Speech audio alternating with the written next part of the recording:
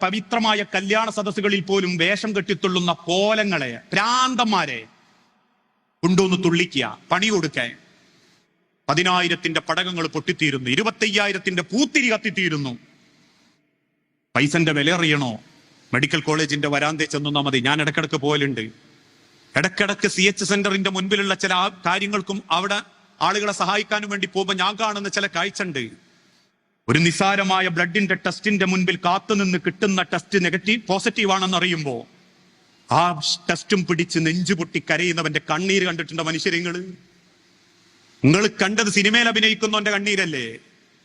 നിങ്ങൾ കണ്ടത് ദുനിയാവിൽ മറ്റെന്തെങ്കിലും കണ്ണീരല്ലേ?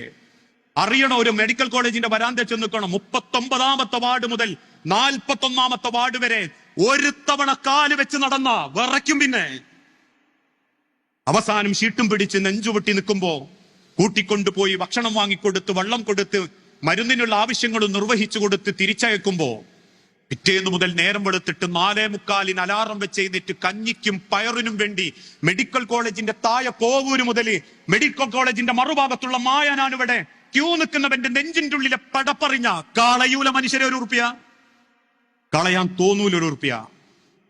ആ തിരിച്ചറിവാണ് ദീന്. അല്ലാണ്ട് ദീന് എന്ന് പറഞ്ഞാല് സുബഹിസ്കരിച്ചിട്ട് എല്ലാ തോന്നിയാസത്തിനും ഇറങ്ങലല്ല, എല്ലാ വിവരക്കേടിനും പോലല്ല.